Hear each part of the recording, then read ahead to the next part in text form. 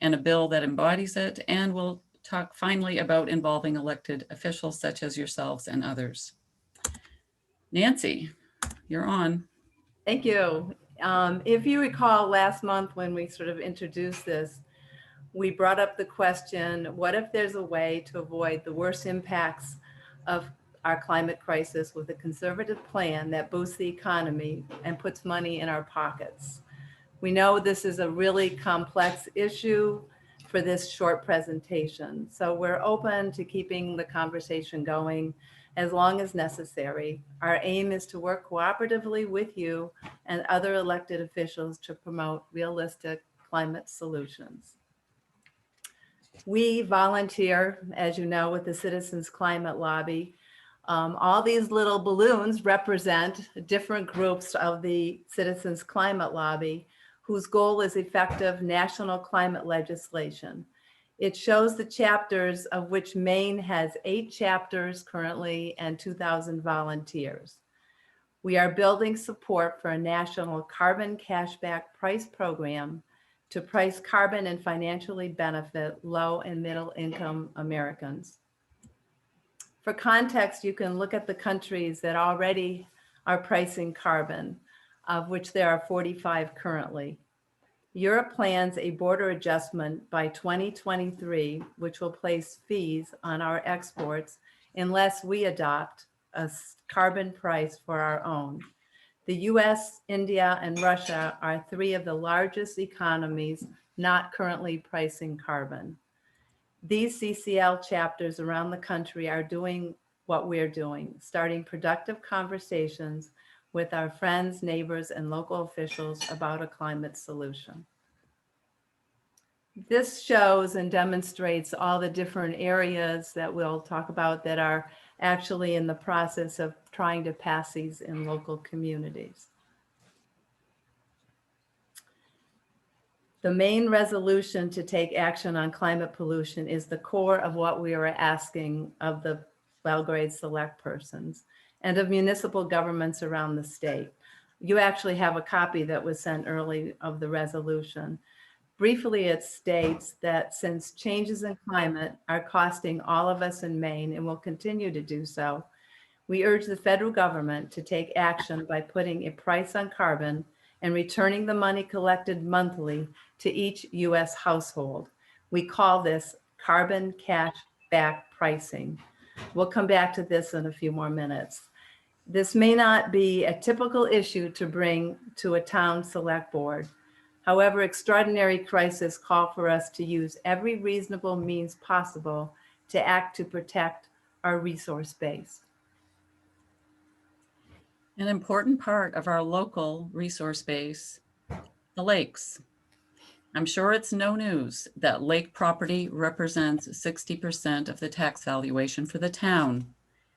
Lake associations are doing a great job getting property owners to prevent erosion that degrades water quality, but we still see impacts from climate that adversely affect the watershed.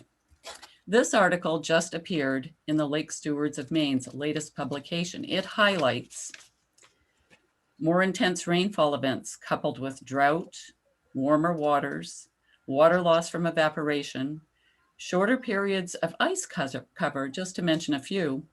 These changes can increase algae growth, alter fisheries and food webs, all of which can reduce property values and interfere with recreational values, which in turn can affect the livelihoods of businesses that depend on the lakes. Pricing carbon will help protect our resource base. This expanding from the local to the bigger picture, this appeared recently in the Waterville Sentinel about a month ago. It was January 5th. 2020 broke records with 22 weather disasters costing $1 billion each. There were 6 years in a row with 10 or more of these events. And who pays? Well, we know we all pay. Our tax dollars pay for the damage done by climate disasters. A part of the solution is carbon cashback pricing, and here's how it works in simple terms.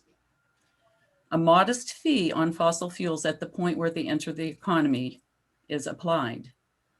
It begins at $15 a ton of carbon produced and increases $10 per ton annually.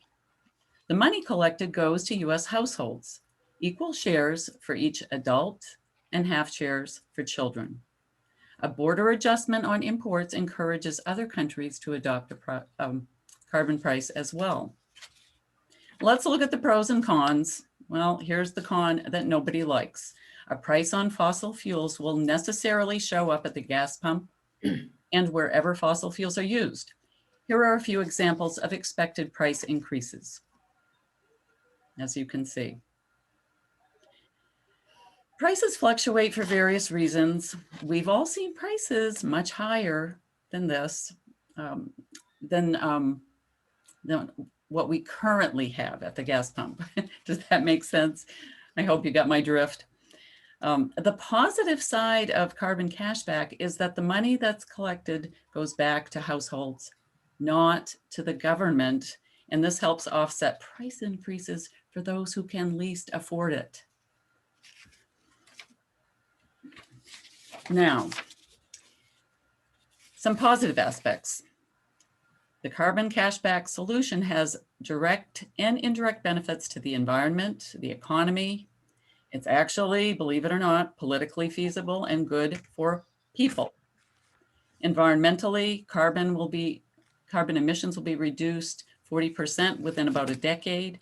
In addition, air and water quality will be improved due to a reduction of other air pollutants, such as sulfur dioxides and others.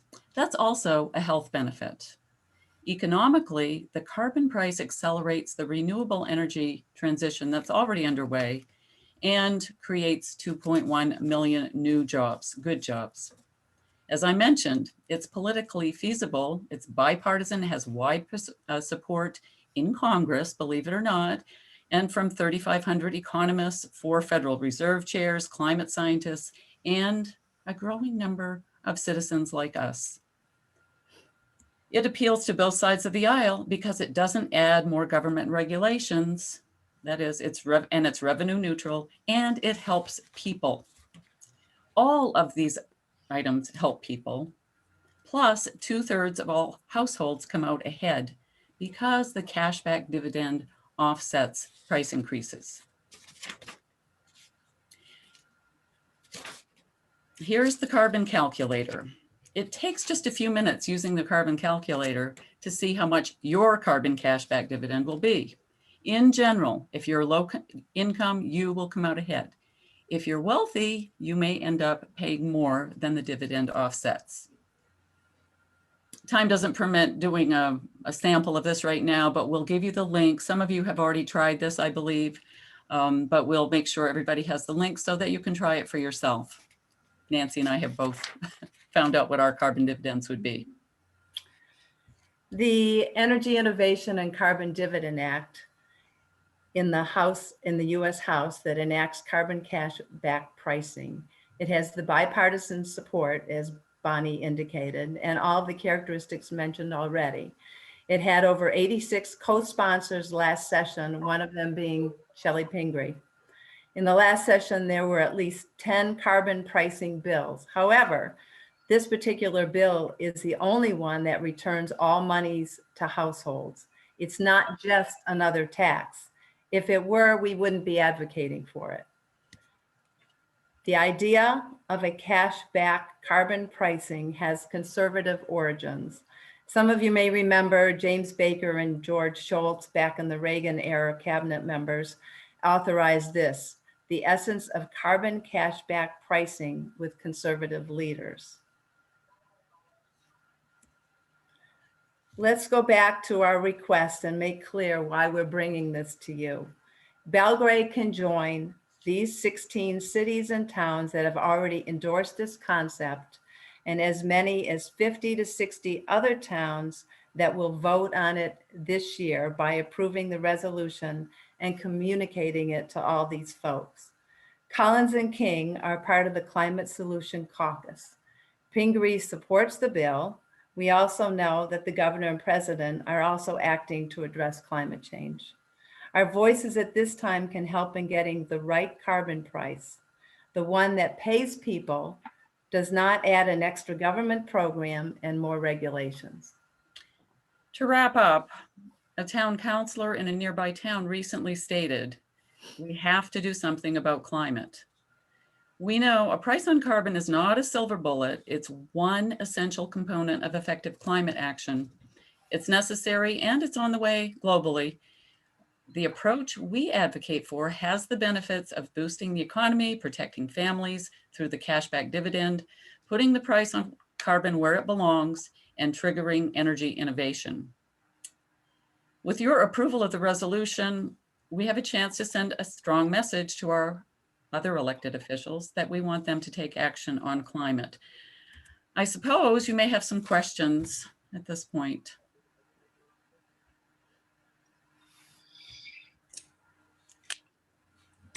Ernie? How do the standard family receive their dividends? I mean, is it in a tax deduction, or is it how does it happen? Yeah, some of those details, it goes out monthly at the beginning of the month once the bill would be passed by Congress. So I'm assuming, because I don't know every last minute detail of this, I'm assuming that it would be deposited or done by checks, as has been done recently with stimulus checks. Some people have direct deposit, others might need to get a check. Okay, is it just across the board, or do you apply for this, sign up for it, kind of thing? It goes to every household in the country. Okay. With equal shares. It doesn't have to be applied for. Yeah, you could say it's automatic. I see. And all derived, of course, from the fee that's assessed as far upstream in the extraction of fossil fuels as possible at the wellhead or the coal mine, natural gas pipeline. Is there an average dividend that is considered, or I mean, what do you suppose a standard family would receive? Now that's a good question. It is the actual dividend is the same for each person, but the reason that some people come out ahead is because they're lower income. So let's just say it was $100. That would not mean much in a wealthy person's budget. It might mean quite a bit in somebody who's in the lowest income level. Their expenses are not great, and the price increases that would impact everybody for them would be offset. So the carbon calculator that we mentioned shows you the difference between what we assume this person would have to pay extra for and the dividend that they're receiving. Does that make sense? That'd be different for every family. I get that. Yeah. But the actual amount, yeah, I think I need to check on that before I put a number out there, Mr. Merkin. Sure. And I'll make a note of that. Thanks. All right, so I've got Ann Yolish has her hand up, and then Kathy. Hi, good evening. This isn't Ann, this is her husband. Just to let you know. Thanks for the disclaimer. I was like, Ann, what a deep voice you have. I have a very deep voice. I kind of missed part of your presentation, but I understand the whole concept of carbon neutrality. I'm a little confused how that something like of this nature can come to states where heating and fuel is very, very needed. Heating oil is very critical in the state of Maine. And for individuals to replace heating oil is very costly. And to go to heat pumps, electricity isn't carbon neutral. You still have to generate electricity. Right. Solar is not a very viable solution in Maine as we see today. I understand that you're talking about dividends, but realistically, what solutions are you proposing to people, especially in northern Maine versus southern Maine, where solar doesn't really work as well. Heating oil is very critical, because if I went to electricity, my CMP bill would be $1,000 a month to heat this bill. And that's still electricity, which isn't carbon neutral, because you still have to have giant plants to generate the electricity to run those. So I guess that's more my question is Mhm. not so much on these are the benefits, but can you tell us about the how? How are you going, how are you proposing for families to meet the needs of this bill that you're trying to get this town and this state to agree on? That is a big question. I don't know if we have time for all. It's a very big question. My feeling about all of this is it's going to take time, obviously. And Maine does use heating oil to a higher degree than most other states. I was surprised recently when I looked at the amount of our electricity that's actually generated from non-fossil fuel sources. Now, as far as people converting to other sources who are reliant on fossil fuels currently, my feeling is that a number of people, and I can't put an actual number on it, but a certain number of people are going to use their dividend to pay for fossil fuels for the interim. We're not going to all convert overnight. This is going to be a lengthy process, and I can't say how lengthy, but the people who can convert and have the options to do so will start doing so at a faster pace.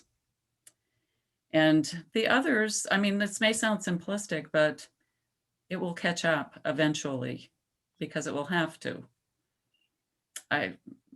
Tell me if you need more information about that. Nope, that's fine. I understand. It was a tough question. It's a good question. It's a really good So, question. Yeah, unfortunately, you're coming to people, and I think a lot of the direction needs to go to CMP to make sure that electricity is reasonable. Mhm. Right now, I don't run much electricity, and my bill still is outrageous in the state, in Maine, because of all the deregulation of this state. So it's very hard to expect people to go to heat pumps.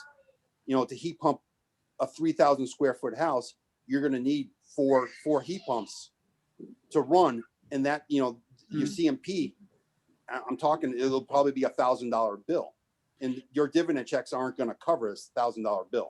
Right. And I'm also looking at what's going on with the Maine Climate Council's plan, which does involve weatherizing our very old and not well weatherized housing stock in the state. I think that some of these plans that are coming about will intersect and support each other over time.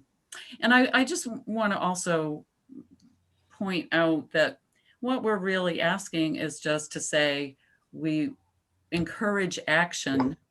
And this, I feel personally that a price on carbon is coming. And I think that this one has the benefit of giving money to people. None of the other plans do. And that's one of the main reasons that we're advocating for it. I think, well, I guess that's enough said on that. Right. I think Kathy had a question. Well, sort of a question and a statement, and that is that there will be cost to doing, carbon paybacks and things like that. I mean, you're talking about a population of 300 million people getting money from the federal government, means issuing the checks and mailing them Yes. 12 times a year to do that. So one needs to work out, first of all, you need to know that I'm a big advocate for doing something about climate change. And we do what we can and will do in our own family. We do have solar, which we find to be very efficient. So anyway, there's going to be costs to all that. So it's not like, you're in for a penny, in for a pound.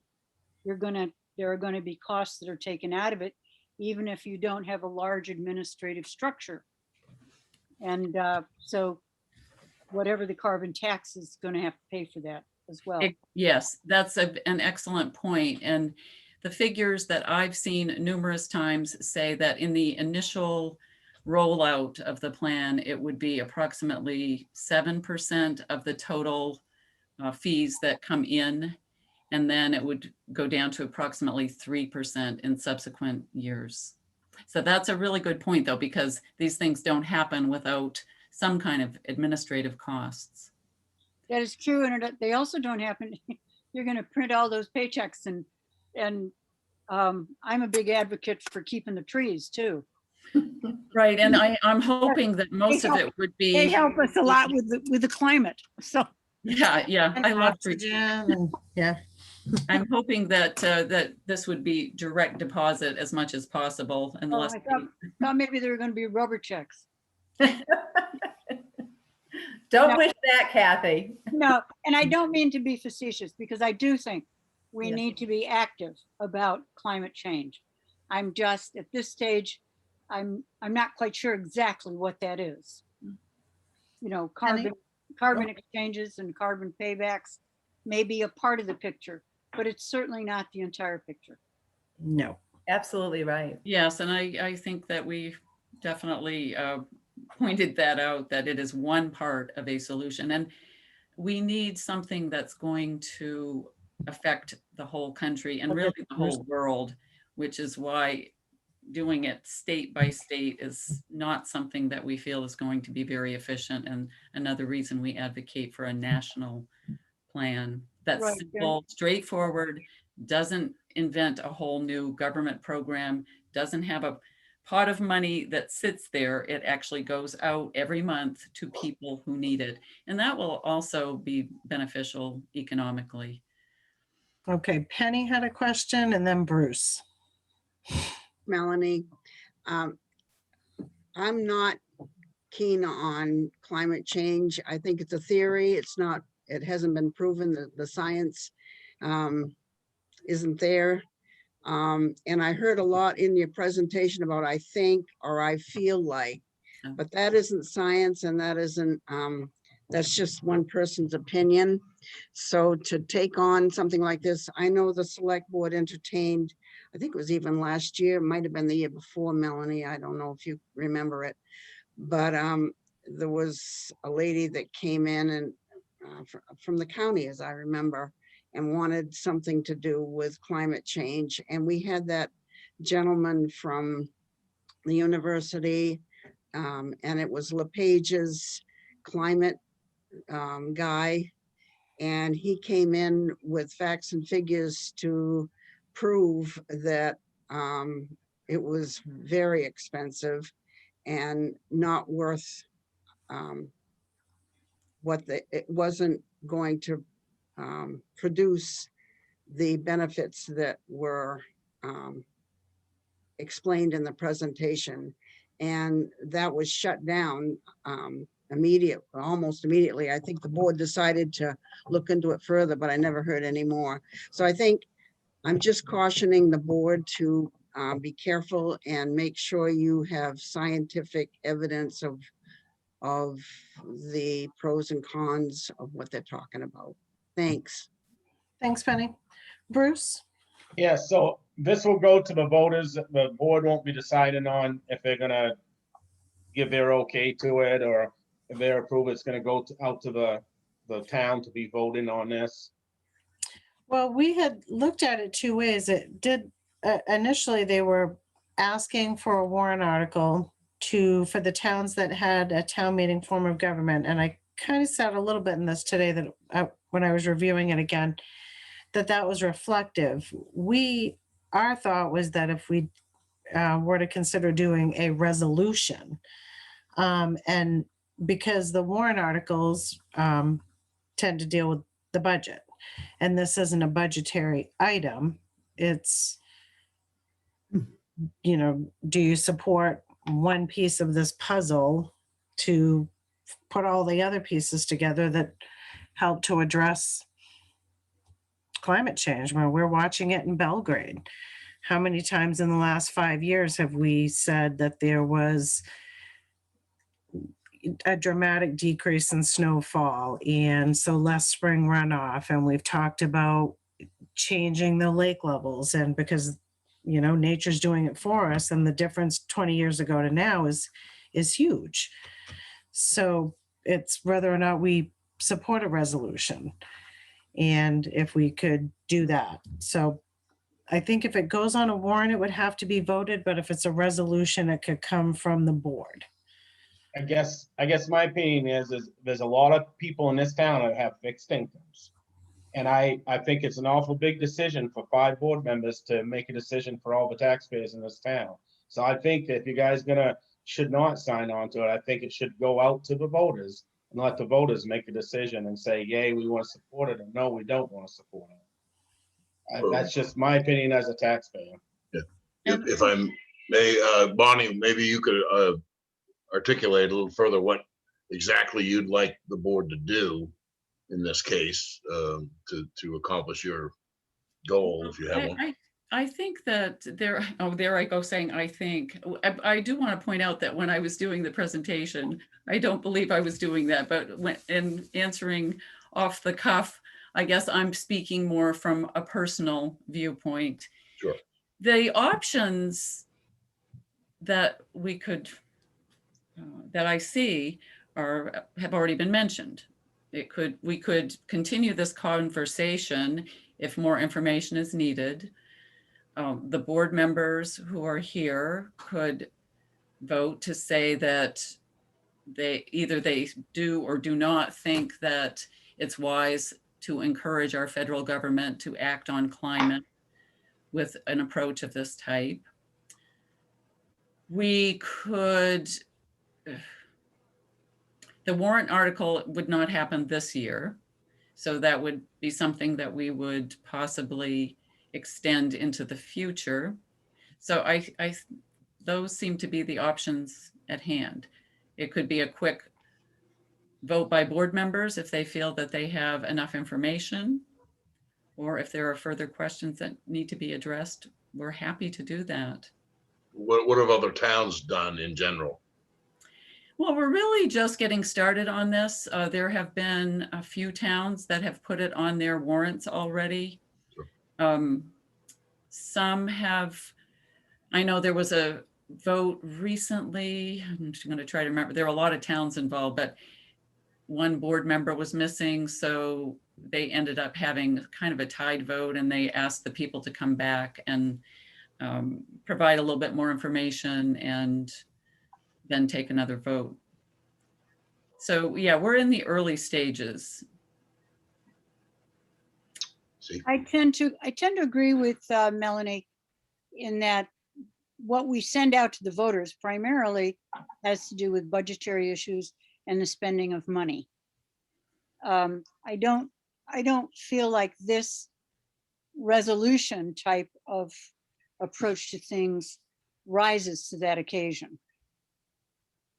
That's just that's my viewpoint. And I think that it doesn't necessarily have to go out to the voters.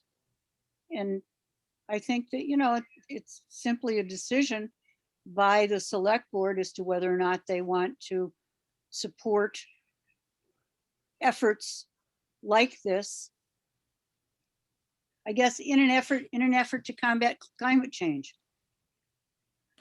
Mac and then Jack.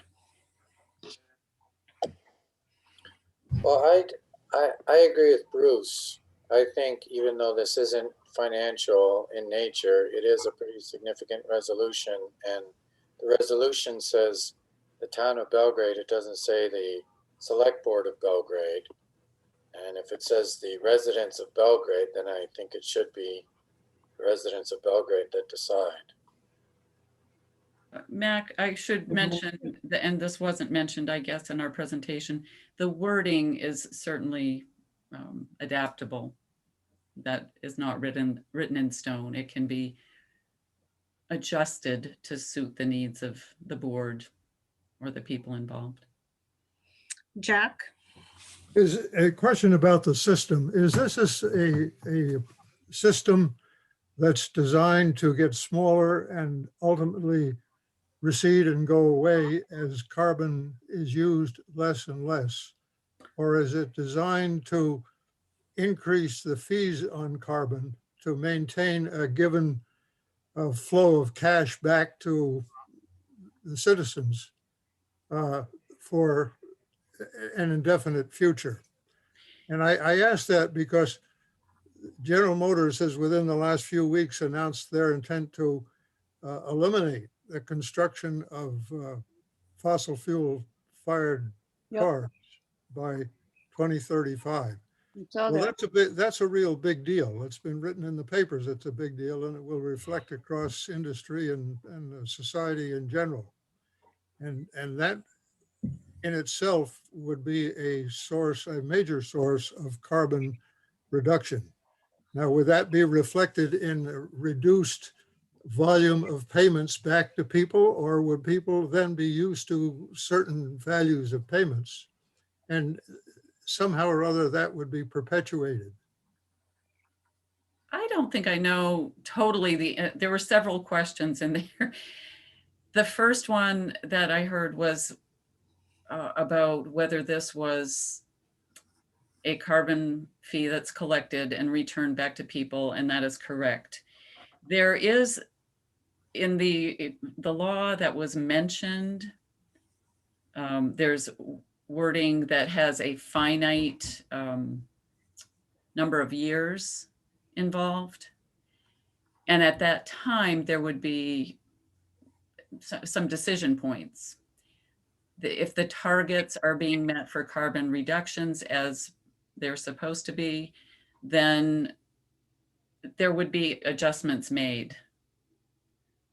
If the targets are not being met, there would be other adjustments made. That's a very general statement, but none of us is very good at predicting the future. And that's pretty much the outcome that I'm aware of at this point. Did I miss some of your questions, Mr. Sutton? Well, the question still arises. If the carbon tax on automotive fuel goes away, there are big changes that have to be made. How do you fund the roads, for example?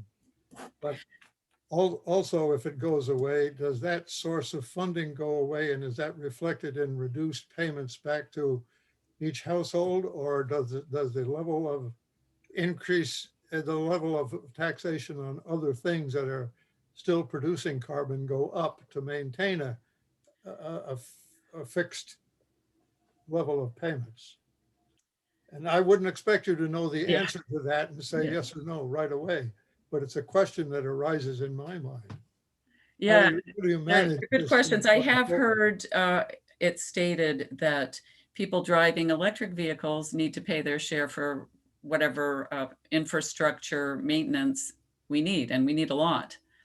So that is not really a part of the Energy Innovation and Carbon Dividend Act, but that is something that policymakers are aware of. But it goes away as a funding source for this program.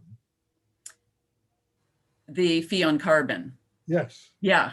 Well, let's say we get to the point where we're all renewable energy. Yes, the fee on carbon would necessarily have to go away. That would be great. That would be great. And then your question as to how that would affect people who maybe have gotten used to getting a little extra in their bank account is another one that I'm not going to tackle. I don't know if you want to, Nancy. No, I mean, that's going to play out. Yeah, I think the important thing is this is still conceptual. It's not really, the details are not there yet. But I think the fact, as Bonnie was saying, is we know that there are several bills being put forward in the House, and there's lots of action being taken, and this one at least puts it out there, so there's some direct benefit for consumers. So I think we know the devil's in the details, but a lot of the details just aren't known at this point. So what are we going to do about excuse me, Dan, I didn't mean to interrupt. Dan? And Yeah, I've got a bunch of problems with a lot of this. The main question I've got is, if you want to go back and tax or put a carbon tax basically all the way back to when the fuel is drilled out of the ground, which means you're going to tax the drillers, the pipeline people, the transporters, the refiners. How are you going to keep that fee from trickling down to the consumer? You know, that little bit of increase per gallon isn't going to cut when you're taxing Central Maine Power for their coal plants or oil fired plants or Well, the fee does get placed on the fossil fuel company that's doing the extraction. Yeah, or, you know, the coal company or the oil company or whichever fossil fuel we're talking about. And yes, as indicated, when prices go up for a product, it does get passed along to the consumer. The studies that have been done by independent studies, such as the household impact study, which we didn't directly quote, but it projects the kinds of price increases at the gas pump that we cited earlier. but it's not just the gas pump though. You've got No. every manufacturer out there that's going to be impacted. So when you go buy a new refrigerator, Yep. that price is going up, and food being transported, that's going to go up. So it's not quite that simple from what I've been Right. looking and reading and studying. Yes, it's true, because we are entirely dependent on fossil fuels. Well, I won't say entirely, but we have been. It's allowed us to do everything that we've done for ever since the first oil well was drilled. We're reliant on it. So everything will be impacted. We will maybe have less stuff. Maybe we will switch. I've heard some manufacturers actually say we need to go back to not planned obsolescence of appliances, for instance, so that when you buy something, you pay for it and maybe pay more than what you're paying now, but it lasts. And we have less waste, less landfill, getting filled up with all of our stuff that we're just, turning over every 10 years because they're planned to last 10 years. This kind of process that we're talking about is kind of a blanket strategy to, in a way, rein in what some might call overconsumption that's leading to ecological destruction. I don't know if I want to go to that ground, but we make too much stuff, some would say. And this would, yeah, things are going to cost more, but we will have fewer things of better quality. Oh, there's no question we're a consumer society. You know, we consume everything in sight. The other thing I have on this is when you originally brought it forward, I really didn't want to see it on a warrant article because it opens the door to everybody coming to the town and wanting something on a warrant article. Somebody could come in and say, we want all the town trucks to be purple, you know, and you could have some warrant article after warrant article. I'm still not necessarily in favor of it coming to the select board and having the select board sign it either. I would prefer it to go from town to town with people collecting signatures on a petition and taking the petitions to the state, you know, and as a state as a whole, you know, saying this many citizens have signed a petition to move forward. So I'm not real crazy still about this type of a resolution either. So. Dan, I have a question for you. I know you represent several towns. If those towns acted on this, how would that move you in a different No, direction? because I just don't think the process it's quite the right way. I mean, I really think I think you need the signatures of the voters who want it. You know, even going to a warrant article, basically being on a secret ballot, all you're going to get is a number. I think they really need, if people want these things, they really need to put their name on it. So you're thinking, just to clarify, because we're taking suggestions from you folks.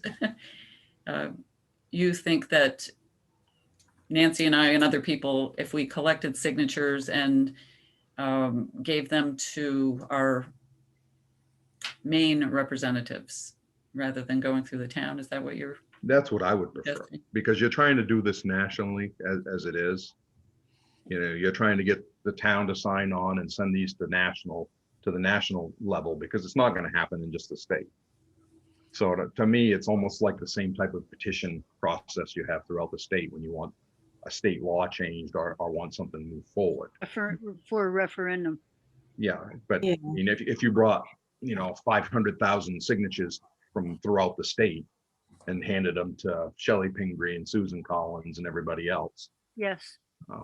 I think it has really more of an effect than just this town is in favor of it by, a majority. That's not really telling you as much.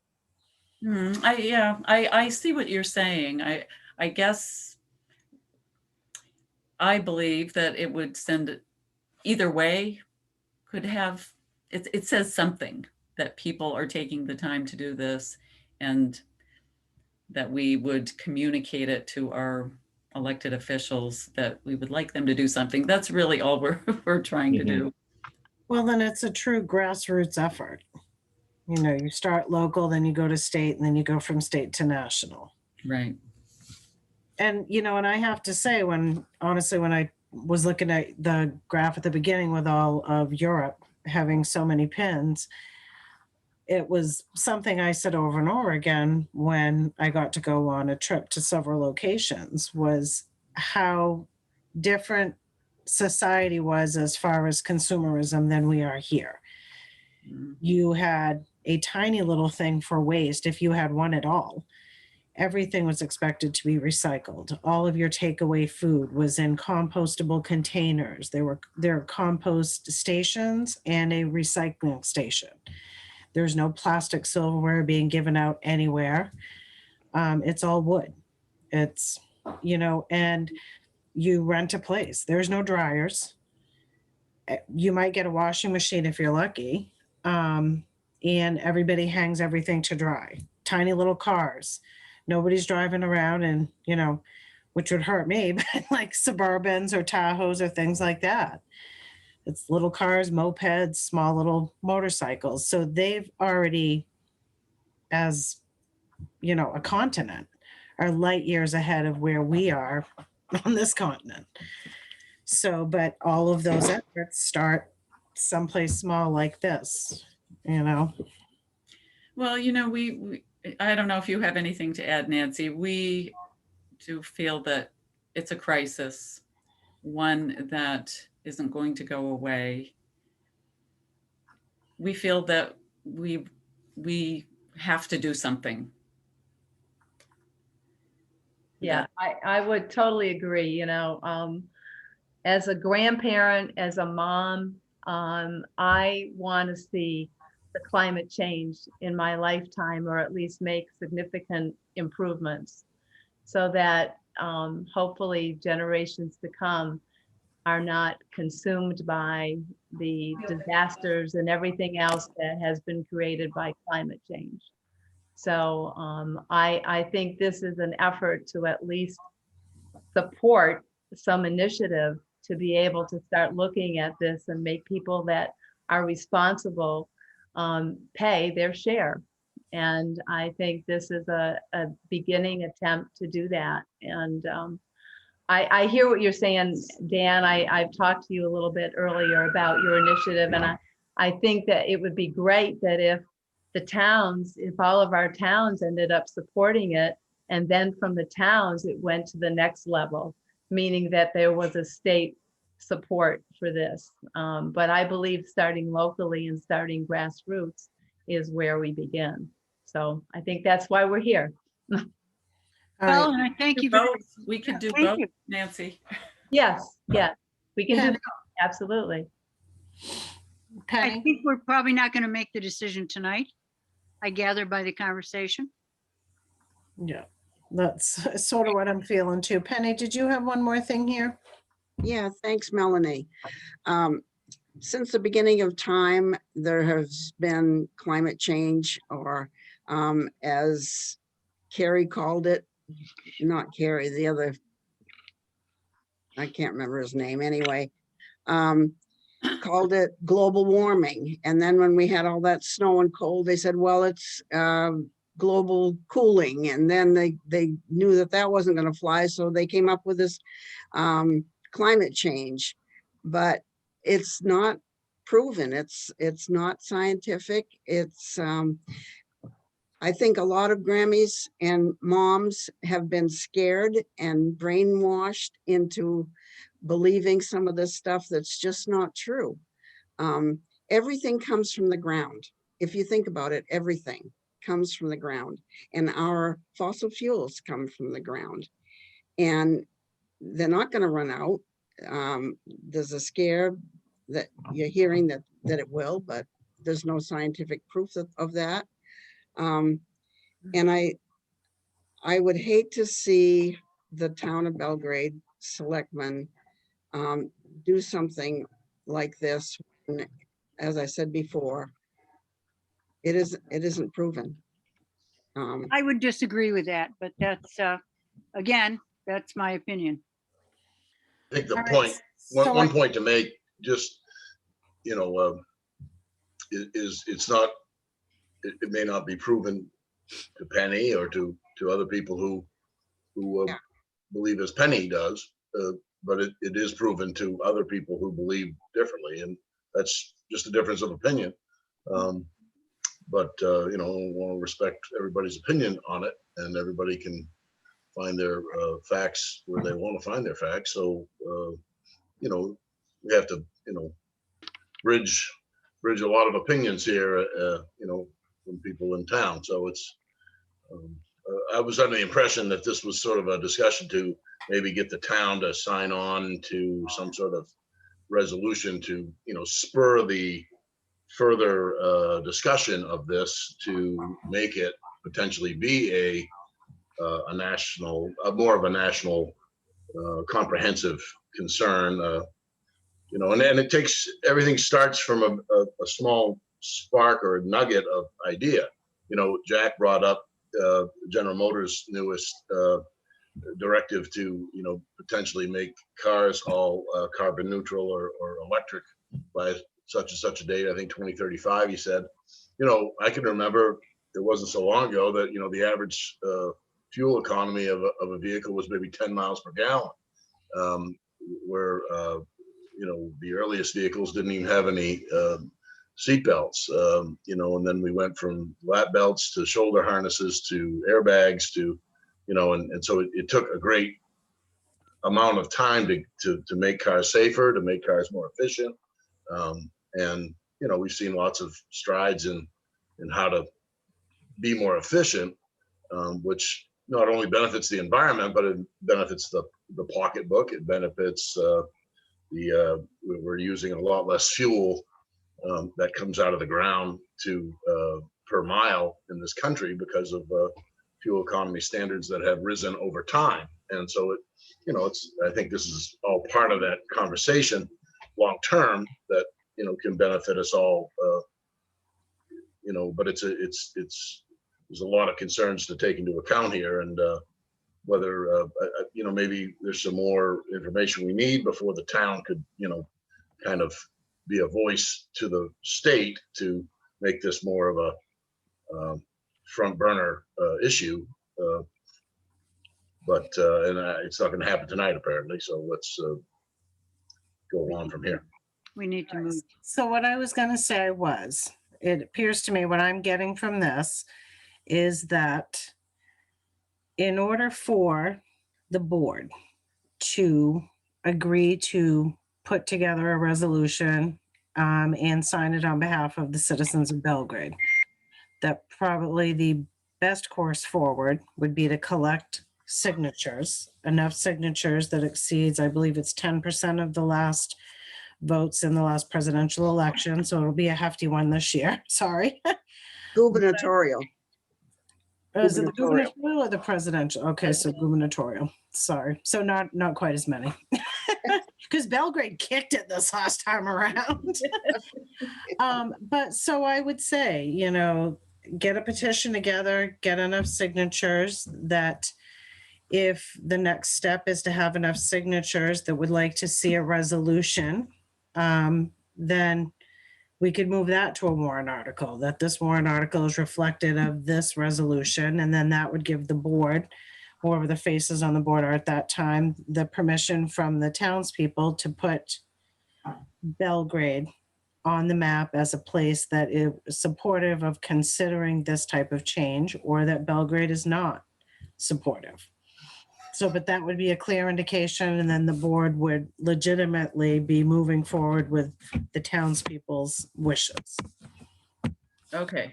Does that sound? Yeah, a quick question. So signatures in support of Crafting a encouraging the board to pass a resolution. Yes. Yeah, okay. You had mentioned warrant article after that, so I Yeah. wasn't quite sure where you were Well, going. the warrant article, because it wouldn't be monetary, but the warrant article would be much like, say something with the Friends of Belgrade Lakes Village, and there's an agreement between them and the town, but then that has to go to the voters to approve the board signing that agreement. So along those same lines. So we could work with you then, I assume, Melanie, on the wording of that so that it met your need.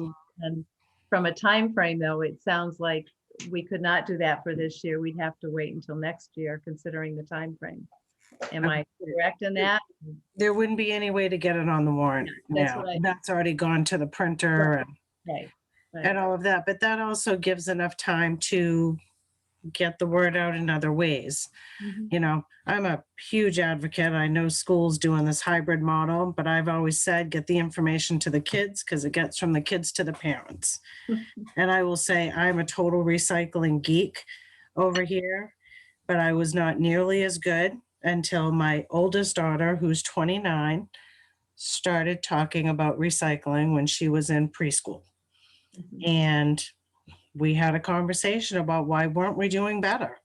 And now I dare say we probably kick it. So, but that's how it happened, was she started talking about it. It led to discussions and, so get the information to the kids if you want to get it to the grownups. Is there anything else that we can supply to you folks? We need, you need to get on to other issues here, but maybe we can continue the conversation by email or phone at this point. Well, I think there was a lot of unanswered questions, really, so. Dan, are you comfortable with this format, though, that is being suggested by Melanie, or? I can deal with it because we're not gonna please everybody. Right. No, it's just good to know what your opinion might be. That's all. So, All right. Thank you, ladies, for coming. That was very informative and Thank well, you. thank you. Not we appreciate it. Thank you. All right, so moving right along, the next item on the agenda is the discussion of a flag policy. I did point this out to Anthony because I was reviewing some board minutes to work on my newsletter article, and I was like, oh, we said back in the fall that we were going to look at crafting a flag policy for the warrant this year, which won't happen, but we got to figure out what we're going to do as far as starting a discussion about a flag policy. if I remember correctly, Dan had a suggestion way back when about a committee to come up with a draft of a flag policy and bring that to the board as a recommendation. Do you remember that, Dan? No, Well, my memory's better than yours. I think Dan just had a sort of a basic flag policy articulated. It was, didn't you? I don't know. yeah, it was something that Anthony had put out saying, this is what Dan says. And I said, yeah, no, this is what I said, one of my suggestions. Yeah, I liked your suggestion back then. if you can recall exactly what it was. Yeah, I'd have to go back. I think it's in all of the paperwork from those. Gotta be in the meetings. notes someplace. Yeah, Dan, I think yours was something about having a flag representative of all the armed forces. yeah, Fire. it was governmental branches or something like that. Yeah. or Mac? Governmental entities. Mac, Yeah, so in terms of flag policy, I just really want, and Ricky's not here, but I talked to Ricky about an idea I had a little while ago, because I personally don't want to go back to the divisive conversations we had last summer. I don't want to go back there. I think this town is much more positive than that. And so looking back at the original reason for the flags was first responders. And so what I would like to propose is a memorial put up by the town in the cemetery to first responders. A memorial that says, in honor of all first responders, past and present, who have made the necessary sacrifices to be there for all of us. Something along those lines. And I'm very interested and willing to work with anybody who's interested in putting that together. If you want to form a committee, or if you just want me to work with whomever, putting that together so that you don't have any extra work, you, the select board. And I think the town would support that. I don't think there would be any cost to the town, because I think residents would be very supportive of it, and they'd be willing to donate time, money, resources to put that together. Or if there is a cost to the town, it would be minimal, and something, again, I think residents would very much support. And I think that would be a very positive solution that would answer the reason that this came up in the first place. And then we don't have to go down the path of divisiveness again. appreciate that. Does anyone else have anything?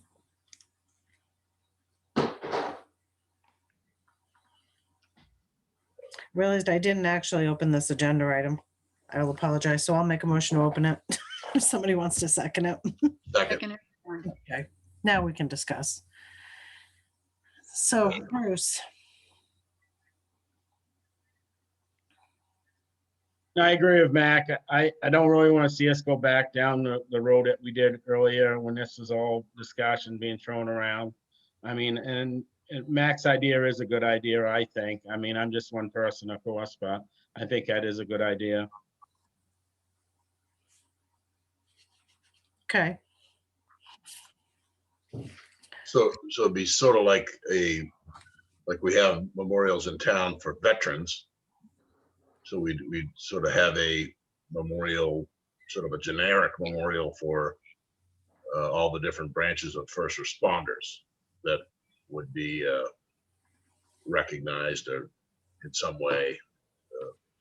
I know with the veterans, we're updating that memorial down in the village to include the names of veterans and so forth and so on. I guess we could consider doing something like that here as well, or just make it generic across the board. So yeah, it's a good idea. I guess, I don't know, do we want to try to create a group to think about that and come back with something more substantive later? that's what I was gonna ask Mac. Is it, conceptually, it at first blush sounds like a great idea. But I guess probably pulling together a group of people that could spearhead the effort, maybe some conceptual designs, things like that. Anthony? If you guys like Mac's idea of placing that in the cemetery, we already have a group that could address that, and that'd be our cemetery committee. Sure. Some of its members of whom are affiliated with our fire department. In fact, 2 of them are present in this meeting tonight, and maybe that'd be a good group to work on this idea, if you guys think that the cemetery would be an appropriate place for such a memorial. Sure. Yeah, sounds good. Maybe the cemetery committee Do you mean like forming a subcommittee with members from the cemetery committee or asking the cemetery to take this on? I would ask the cemetery committee to take it on. Phil, do you have enough on your plates? I think it should be more than just a cemetery committee myself. I would like to see it somewhere else other than the cemetery, but like around the town office or, you know, Yeah, be more appropriate. I'm not sure. But I'm willing to be on some kind of committee if that, what you think should be done. I Matt? think Should, it's a good place to start. yeah, should it start at the cemetery committee maybe? And then you Sure. guys can figure it out. Yeah. Matt? Yeah, I don't, the reason I said the cemetery is because that's where it all began, the whole flag thing. But my idea for forming a group was a group of interested residents who are interested in this subject, and we could design put together a draft design of the memorial and discuss where its location would be best suitable for the town. So all those factors. So I don't think I personally, I would rather have just a general group of people that are interested in the subject rather than go to the cemetery committee, because I think it's more than just a cemetery committee. I'll go along with that too. Yeah, because it seemed to me like it would be maybe a subgroup of people and then have the discussion with the select board about the placement, if that was something that was acceptable. It'd be along those same lines. We have to accept a gift and its placement at such and such a location, and then maybe then get the full cemetery committee involved if that's where it's determined to be the best place for it, or we pick a different spot in town. So, Yes. So that's a good plan to have some sort of group get together. But that's kind of a separate issue from having some sort of flag policy, isn't it? So, Yeah. so I think it's being in lieu of where a do we go flag with the flag policy? Because I guess that needs to be addressed at some point. Mac, Yeah, my whole point in bringing this up prior to the discussion was exactly what Melanie just said.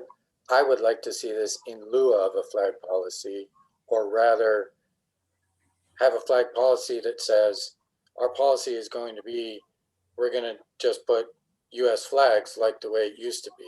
And this proposal would address the issues that we had last summer, you know, so we don't have to go back there.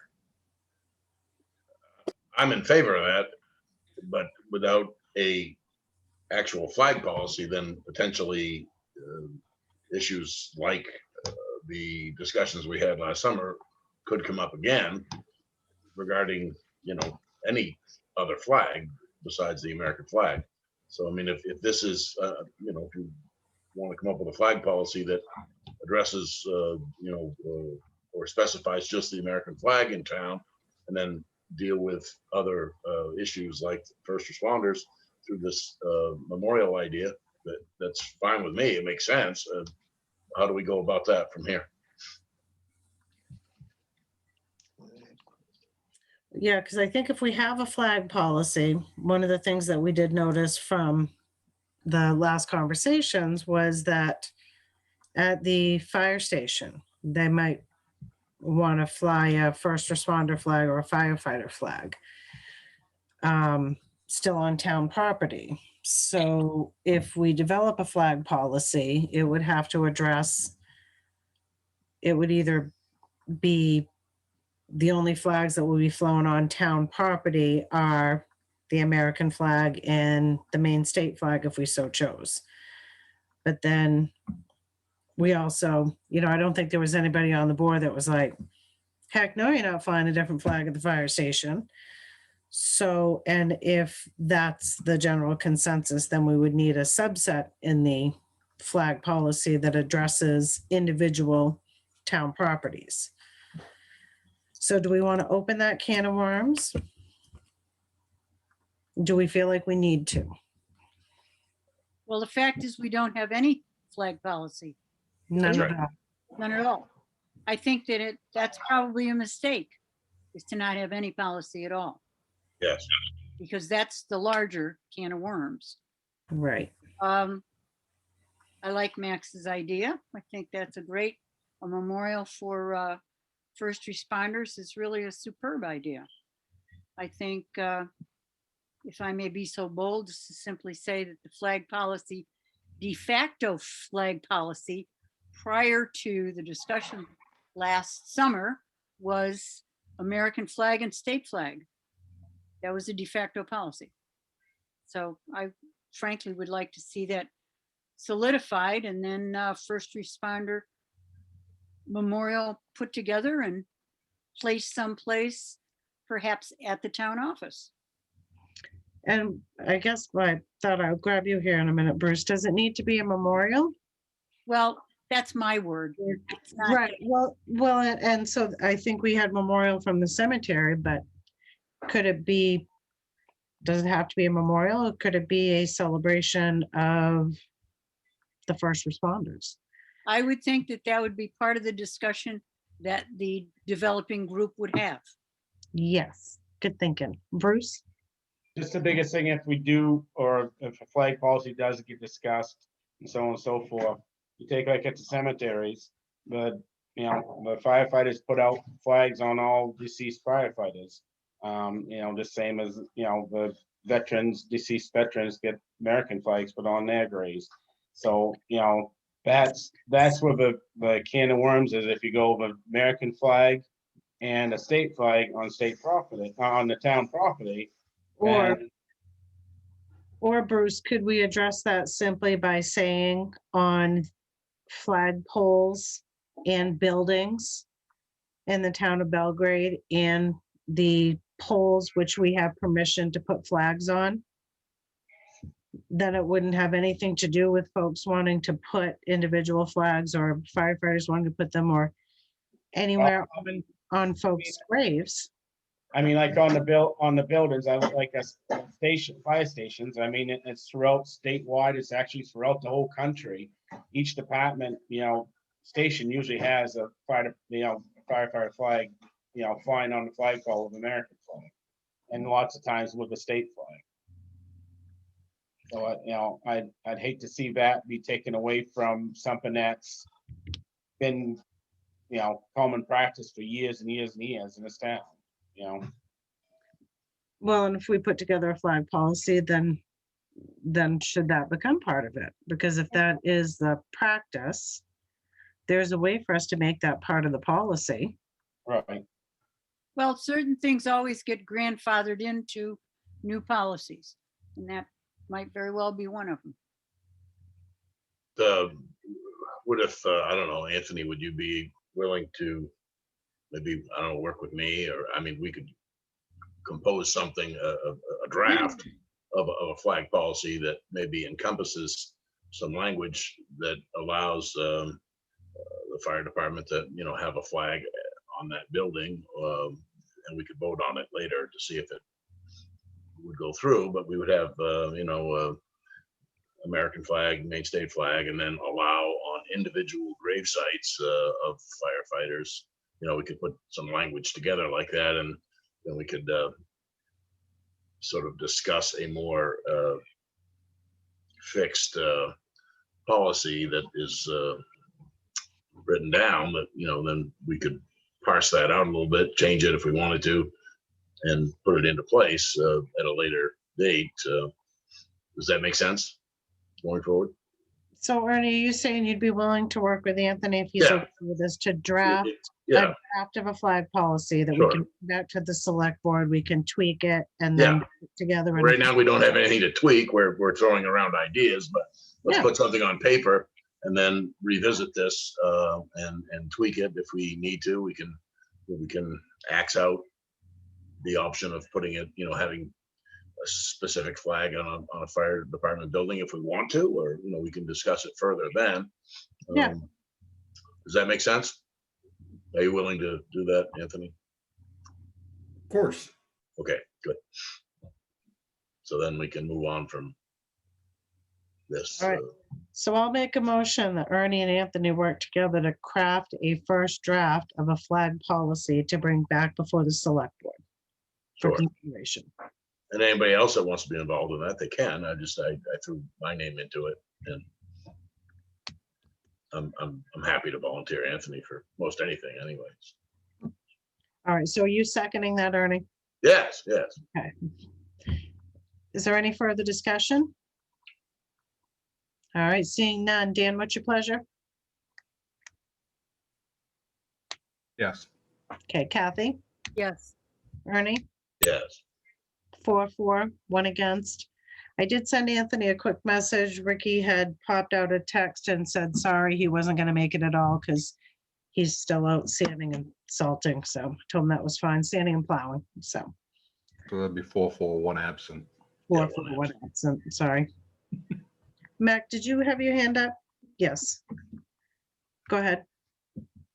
Yeah, sorry, before you move on to the next agenda item, I'm wondering if anybody that's interested in being on the group to discuss the first responders memorial, maybe if you could send Anthony a message, and then Anthony, maybe can you send me a list of people's interested and contact information, and I'll try to get in touch by the end of this week. Put that together. Does that sound okay? Yes. When's the next town newsletter? Maybe that could be, a blurb could be put in there about, the soliciting people to be involved in that idea. Yeah, we have a meeting. Well, the newsletter's coming right up. We've got like another week and a half forward down to the thing, but I can pop something out to Regina Coppin and see what she thinks. Maybe, because Anthony, you probably have in your article already like 3 bullet points. Let's see if we can come up with a way that we can get that information out somehow.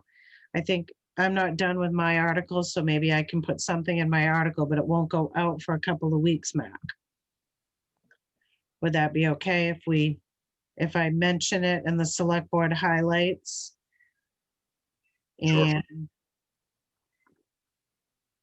does that work? Yeah, sounds good to me. I come up with a better option. I'm like, well, I can take this one on. Does that sound okay, Anthony? Yeah, certainly. And I'm happy to work with Mac and maybe figure out some folks who are interested and who could lend some good ideas to the group. Now, is that something that we could, I don't know how many folks you want involved in it, but put it in the newsletter or put it on Facebook or put it on the town's website or, Yeah, tell you what, Mac and I will chat tomorrow and we'll figure out a plan. okay. Great. Thanks, Mac. All right, thank you.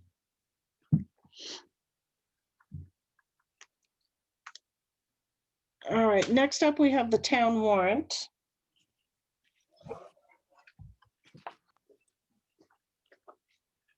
This is warrant number 11. Anthony wants to. No, Yes, certainly.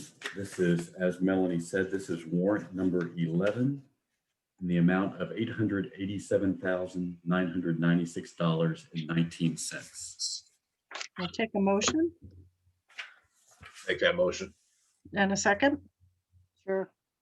All right, all those in favor? That item is open for discussion.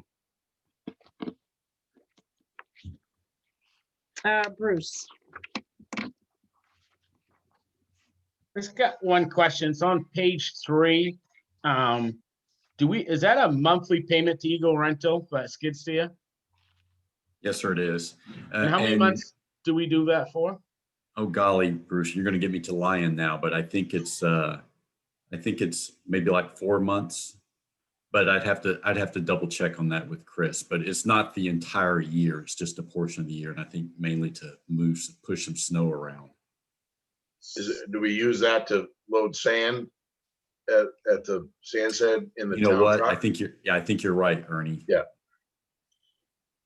So I guess something that maybe the board may want to look into is it may be cheaper to lease a machine leased with an option to purchase. That's quite a chunk of change every year to just throw away. Yeah, I suggested that way back when we had to change this policy, because, back when Gary was our maintenance director, he could use the loader, that Warren Brothers loader, then we had to get a loader to do it. And this is expensive. We did it last year, we did it this year, and it's, with interest rates being low, I don't know if the town would qualify for, probably we could put together some sort of a lot of these tractor places are offering 0% interest for 60 months or whatever for something that might work for us, that would be a better, because it's a long-term thing we're going to be doing here. And if we were to buy something, potentially we could use it other times of the year for, clean up at the transfer station or what have you, or the road commissioner could potentially utilize it, as well. I was thinking, don't we have a skid steer at the transfer station? We do. Yes, we do. But it can't really be, it has to stay there pretty much for what it's used for there. It'd be hard to shuttle it back and forth to the sand shed, I think. Plus it has hard rubber tires and it wouldn't work outside, doing loading and stuff like that on ice very well. It's specialized use at the transfer station. Yeah, because I know when we had looked at renting it, we had looked at the overall cost as far as maintenance on a new skid steer and repair costs and how much it already costs us on the one at the transfer station, and thought this one was a better option. I'm not in agreement with another skid steer. I don't think facility maintenance needs a skid steer. I think a tractor with a backhoe, small tractor with a backhoe on it or something, especially if the sidewalk issue, the sidewalk thing becomes a thing, then you have a piece of equipment. If you get a tractor with a front blower on it, then you have an opportunity to do, the sidewalks. That's what I'm just throwing out. Yeah, you're right. It's an idea. It's definitely worth the So, discussion. who should be tasked with considering this? So why don't you let me talk with Bruce about this so I can pick his brain for some ideas, and then we can start exploring what the cost would be. Bring it back to us. I can tell you ballpark, because you're probably talking at least the size of the tractor that I bought with the backhoe and the snow blower. And at that point, it was about $52,000. Yeah. And mine's a Yanmar. Love the tractor. I wouldn't buy another Yanmar. But I mean, the engine's great, but I've had nothing but trouble with components. Sure. Okay, Well, something to consider. absolutely. Did anyone have anything else? I have on page 5, the Perkins Thompson Attorney at Law, the Sandy Cove appeal. Yes, That is hefty. yes, it is. Are we, where are we at with this? And was this wasn't, I think there was something at the last planning board meeting that,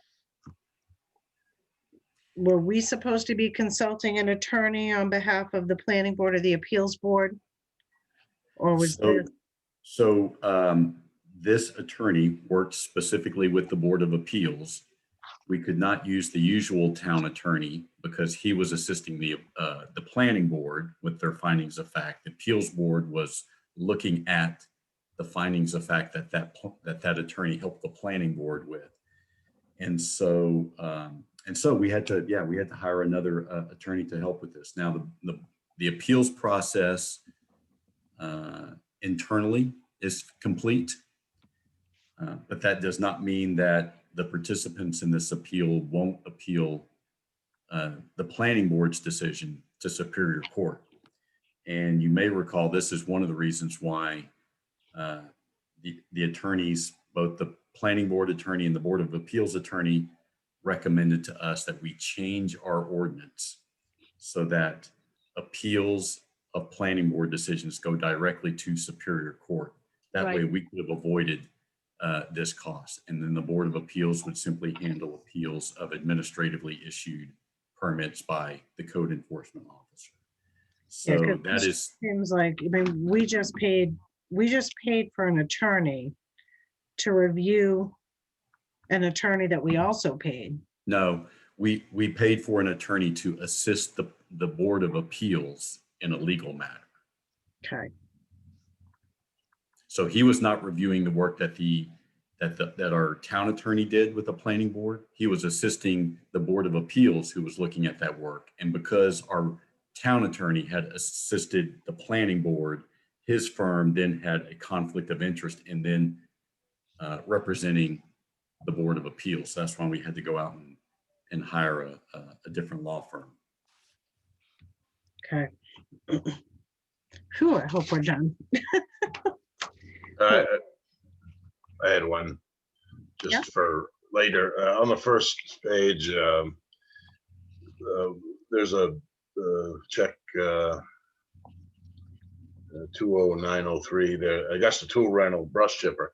I just like at some point, it seems like I've seen a lot of warrants with this brush chipping rental cost on it. And I just, at some point, I'd like to a total of how much we've spent on brush chipping, and maybe we need to sort of get the brush ready and then just rent a chipper all at once. But I'd just like to know how much we're spending on that long term. That's all. I don't need to know right now. Is it possible for the road commissioner to take the brush that's acquired to the transfer station, put it in the brush pile that we then pay to have somebody come chip anyway? Maybe that's an idea. But that's a Bruce? bucket there.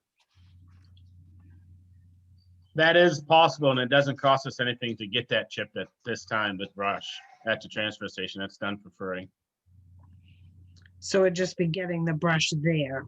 And is that, In years past, they usually hire, a pulp truck, somebody that owns a pulp truck in town to pick up the brush and haul it to the transfer station years past. well, I thought that used to be the policy, because did Chu Bishop or somebody? Used to do it. I think it was Chu that used to help with that. Yeah. Chu or Hal, one of the two of them. And I wonder if that's less expensive for us to hire one of those to do that transport. I don't know, but yeah, I mean, you got figures. I'm assuming there's probably two personnel running the chipper, feeding the chipper, and then Going to get the chipper, you got to pay for gas in the chipper. There's lots of different things here.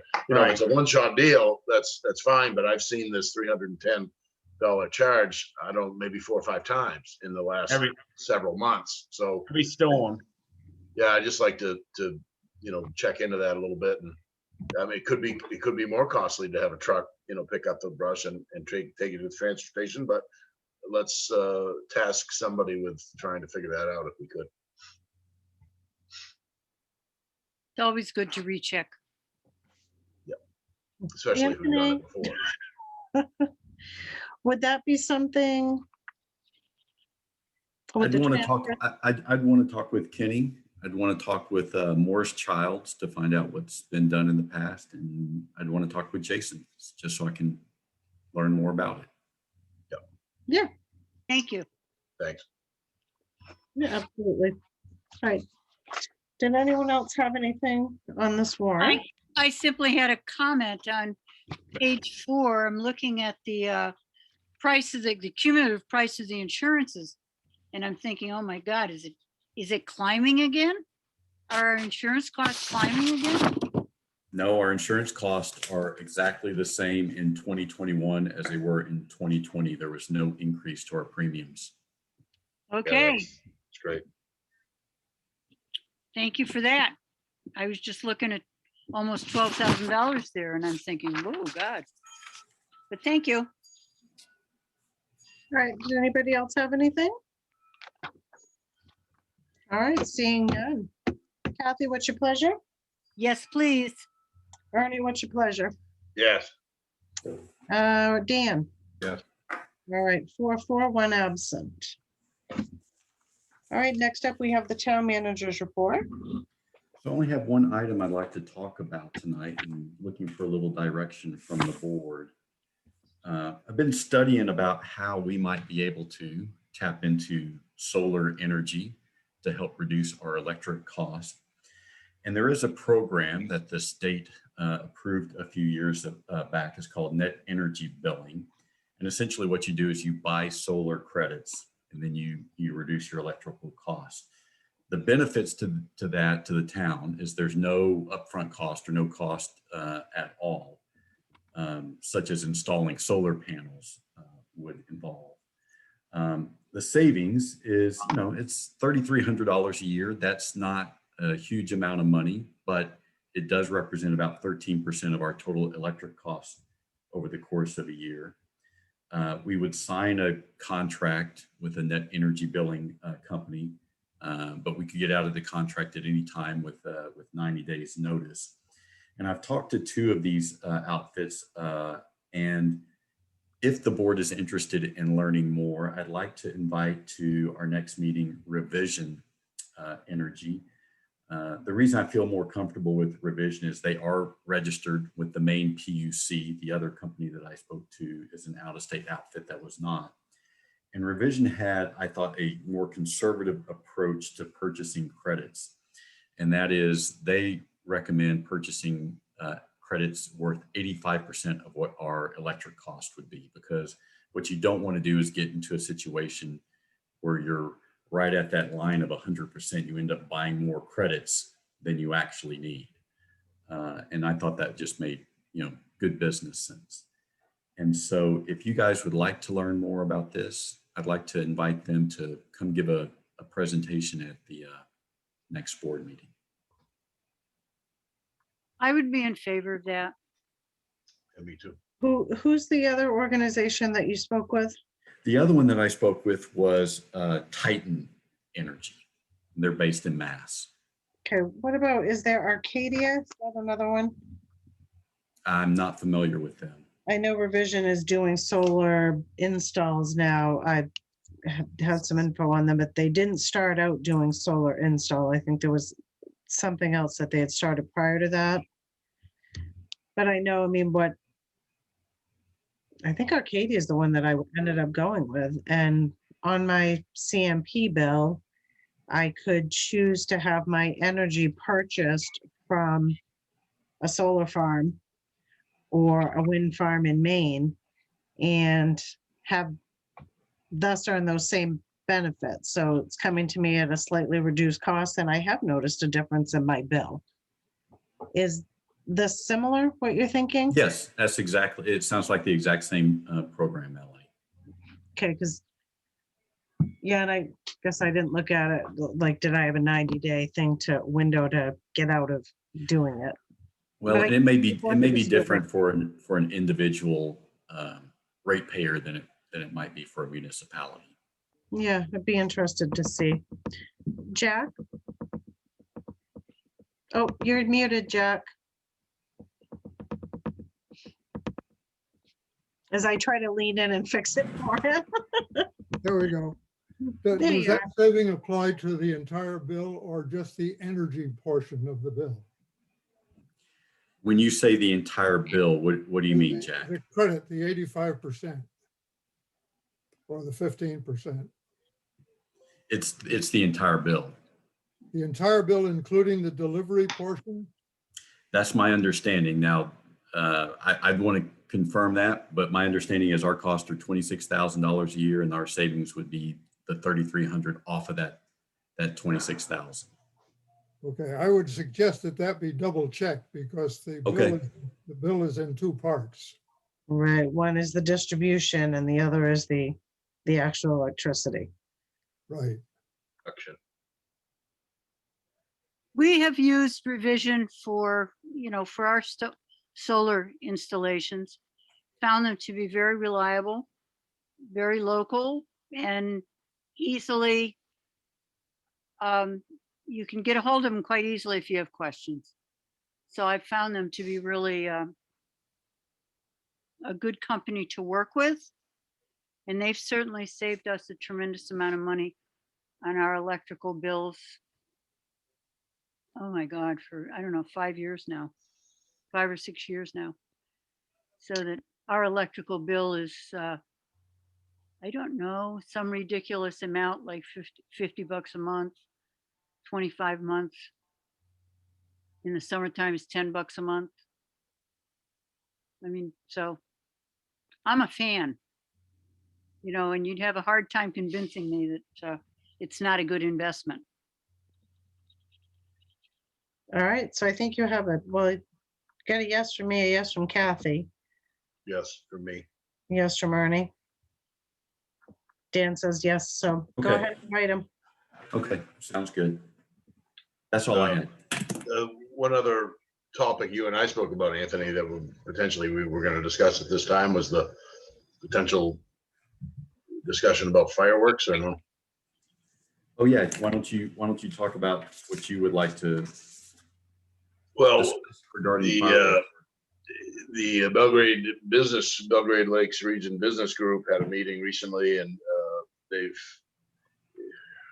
it's sort of conjecture at this point to imagine if we're going to have fireworks this year.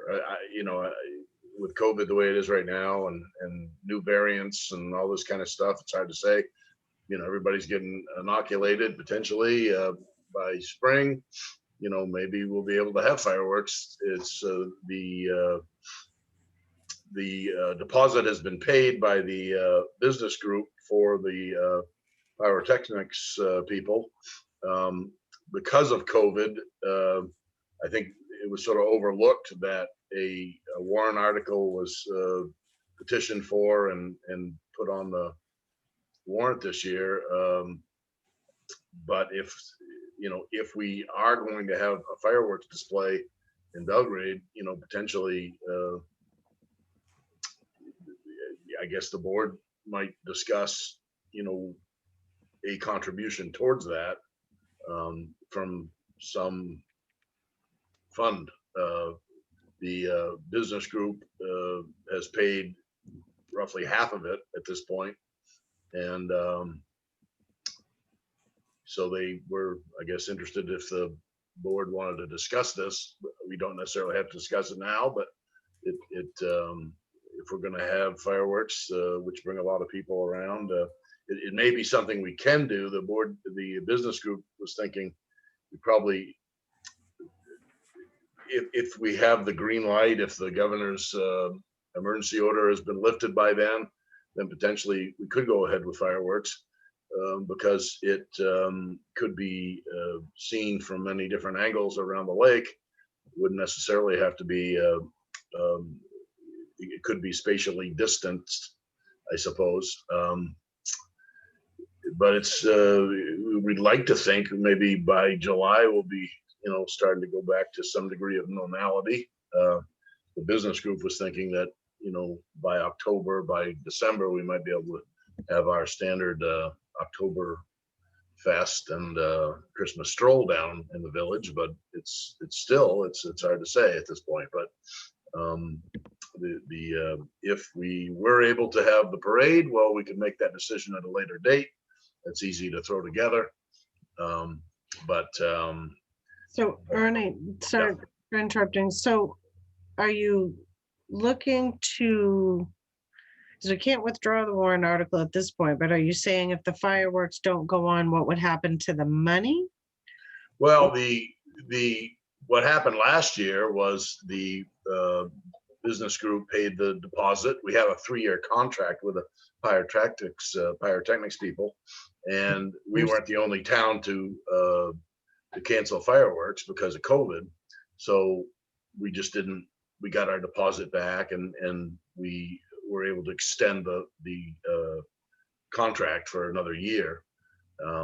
If that were to happen this year, we would do the same thing. If we weren't not going to have fireworks, but I think because of COVID, because of the uncertainty of the potentiality of having fireworks, the standard petition to have a warrant article that the town would vote on to provide the funds as we have every year in the past was overlooked or just wasn't thought of. So, but there is, I think, perhaps a good possibility that we could have fireworks this year for the 4th of July. So we don't have a warrant article. We don't. It wasn't put together. So, if the town wants to be involved in that, it would have to be sort of something discussed by the board, and funds, paid to, help the business group pay for these fireworks. Another avenue that helped to pay for the fireworks was a coin jar at Day's store, but Day's being closed this year for a good part of the season. That was several $1,000s, believe it or not, that was collected out of that. It's not available this year. So, potentially we could, it's just something the board needs to, we don't need to make a decision on now, but, let's maybe put our thinking caps on and see if the board wants to contribute to that in some way. This year as sort of an anomaly compared to other years, and assuming next year we would go ahead with the petition for the warrant article like we have in years past. But if we don't come up with some way of funding this to aid the business group, then potentially there won't be any fireworks, and that might not. It's not a good thing for the town in general. Okay. So let's revisit this maybe when we get a little bit closer, like the end of spring or something, and we'll see kind of, just don't let it fall off the radar, but maybe look at it a little bit closer to, we'll have an idea of what we can do. Bruce, you had your hand up for a bit. Yeah, is it too, can you do could they do a petition and have it when we vote on the school budget? I don't know. Could we? I don't know if Anthony could answer that or not. So if memory serves me correctly, school budget vote is in June. Is that correct? Yeah. Sometime in June. I don't know if that would be too late for the business groups purposes. Well, you could always ask them. Might be. I guess the point being that, more or less because of COVID and the idea that who knows if we're going to be able to have much of anything. I'm guessing this part of a larger discussion. I'm guessing the way things are going, the town's probably going to at least consider doing the same sort of remote Memorial Day ceremony we did last year, because maybe that's a little, at this point, a little too soon to say whether we can have that in person like we once did. Whether, that's in May. A lot of this, we're sort of building this plane as we're flying it this year to see how we, get to the destination of normality with the way COVID is. There's all sorts of dire thoughts of how these more stringent strains of it that are popping up around the place are going to be more hazardous. We just don't know at this point. So, Right. So maybe Ernie, you could just ask. I assume Dan and Linda are still the heads of the business group. Maybe you could ask him what their sort of drop dead date is, if the town is agreeable to pitching in, when that would be. And once we have that information, we can determine whether or not a public vote could happen. And if not, the select board does have its special projects fund if they wanted to. Yeah, but I mean, it's not something, let's start and see if the business group wants to put something together, because if we take 5,000 out of the select board's special fund, that leaves 2,500. It's not 5,000. I think I think the business group was looking for approximately 2,500. I thought it was 5,000 last Well, year. the total is 5,000, but the business group in the past hasn't. They haven't. The coin jar was approximately 2,500, and then the town paid 5,000, and that was how it was done in the past. This year, the business group is doing things differently too, in that because of COVID, and so, and we don't have that coin jar because the day store hasn't been open. So, you know, we're sort of the funding of the fireworks this year would potentially be an anomaly that has never happened before, and hopefully doesn't happen again. But you know, if we're going to have fireworks, we need to sort of revision this for this year in terms of how it gets funded. Right. So I guess, Ernie, my suggestion would be if you take it back to the business group. Yeah. Can they craft a warrant article that can come before the board? We can say, yes, let's move this forward on this. Or if there's some constraint that says we can't, then we look at plan B. Sure. Yeah. But if we follow the same avenue, then there's a monetary amount there. If it's going to be 2,500 and not 5,000, Sure. that might be more palatable to folks in town who, squawked last year a little bit. So, but that would Last be. year, it was voted down because fireworks had been canceled by the Right. time we Exactly. didn't happen. So Right.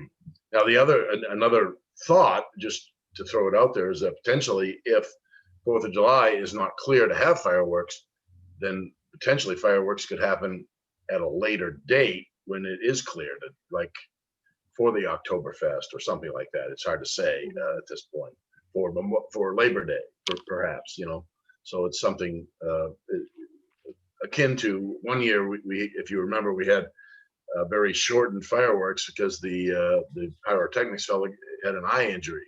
Right. And so then I think it was Labor Day, we had a replacement fireworks. And We so did. that may happen again this year if July is too soon to have a public event. And Labor Day might be in the clear. So just something to think about as we go forward. Yep. So Yeah, I'll check with them, and we'll keep that on the horizon, and Yeah. then we'll keep moving forward, because I think we are going to have to call someone so that they can participate in executive session. So Yes, so does we anyone go for have exec- anything else for this portion of the meeting? No.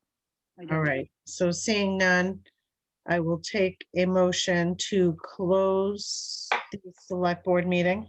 So motioned. And a Second.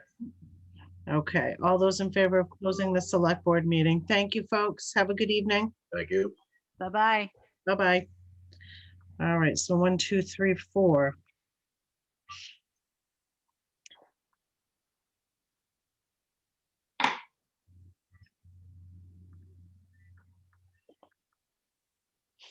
Night, Phil. All right, so I will take a motion to enter the executive session. Hey, Melanie, Yes. for this particular type of item, the MMA suggested this language for the motion. And I'll just read it. And if you guys are agreeable to it, someone might just say so moved. And the motion that the MMA suggests is, I move that the board enter into executive session to deliberate over an application for abatement pursuant to 36 MRS section 841, paragraph 2. I'll make that motion. Second it. Okay, all those in favor? 4, 1 absent.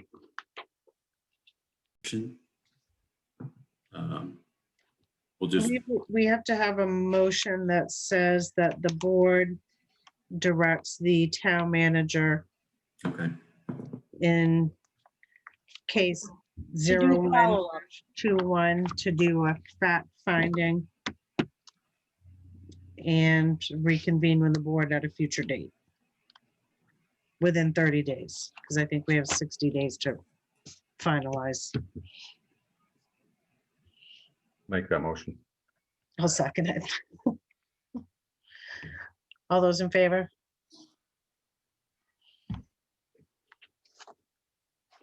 All right, We all set? We can make a motion to adjourn? yes. Nobody has anything else? Amen. And seconded, Kathy's nodding away. All right, all those in favor, 1, 2, 3, 4. Good night, everyone. All right. Yeah. Thank you.